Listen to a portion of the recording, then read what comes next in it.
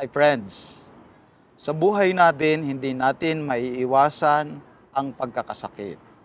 Marahil merong physical na pagkakasakit na o ospital. Marahil meron namang emotional na pagkakasakit.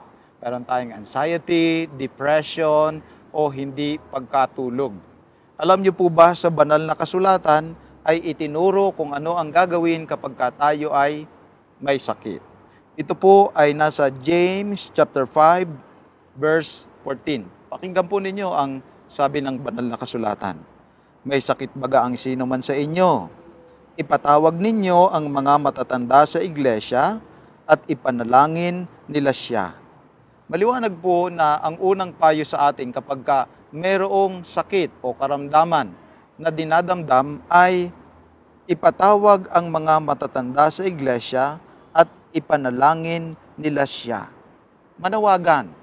Tawagin natin ang mga tao upang maging kabahagi, hindi lamang upang ma-encourage tayo emotionally, kundi upang maipanalangin tayo. At ang wika ng banal na kasulatan, pahiran nila ng langis sa pangalan ng Panginoon. Ang dahilan ng kanilang gathering, ang dahilan ng kanyang pagtawag, ay hindi lamang para siya gumaling. Hindi lang din sila paparoon upang sa pamamagitan ng kanilang panalangin ay magically gumaling. Ang sabi ng banal na kasulatan, nagkakaroon ng pagtitipon sa pangalan ng Panginoon. So we are gathering to seek the will of the Lord, the name of the Lord, and the power of the Lord.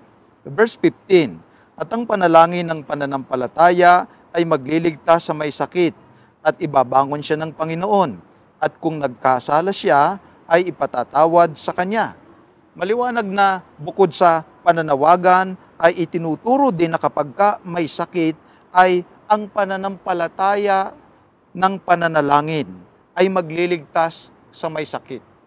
Kaya po kapag tayo ay nananalangin para doon sa mga may sakit, kapag dinadalaw natin sila sa mga ospital, o di ka naman may nag-message sa atin na tayo'y nananalangin para sa kanila, tayo po'y nananalangin dapat na may pananampalataya at hindi yung panalangin na may pagdududa na binanggit din ni Santiago sa Kapitulo 1 ng kanyang aklat, Kapitulo 1, talatang 6, patuloy hanggang 8, na kapag nananalangin tayo o may hinihingi tayo sa Diyos na tayo nagdududa, ay hindi natin ito tatanggapin sa ating Panginoong Diyos. Kaya manawagan, manampalataya, verse 16, sabi dito, mangagpahayagan kayo sa isa't isa ng inyong mga kasalanan at ipanalangin ang isa't isa, ang iba, upang kayo'y magsigaling.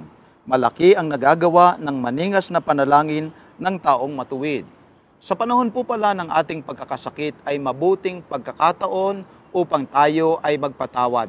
Humingi ng kapatawaran sa mga pinagkasalahan natin, magpatawad din sa mga nagkasala sa atin. Sapagkat marahil ang ating karamdaman ay isang mabuting pagkakataon upang kilalanin natin ang yung kaiklian ng ating buhay. At hindi na natin dapat gugulin sa pakikipag-away o sa samaan ng loob sapagkat ang buhay natin ay sasaglit lamang.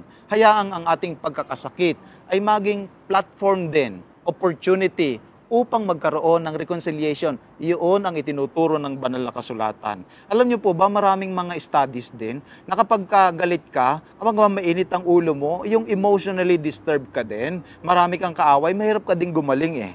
At sang-ayon po dito sa verse 19, ito po ang turo kapag may sakit. Mga kapatid ko, kung ang sino man sa inyo ay nalilihi sa katotohanan at siya'y pagbabaliking loob ng sino man. Itinuturo din ng banal na kasulatan na kapag tayo ay nagkakasakit, oportunidad din natin ito na i-correct natin. Kasi alam niyo po, marami nagpapapray sa akin, Pastor, and most of the time, ang request nila sa akin ay good health. Pag-pray niyo po yung good health, kung meron namang nasa ospital, pag-pray na gumaling, lumakas, sumaba ang buhay ng mga matatanda.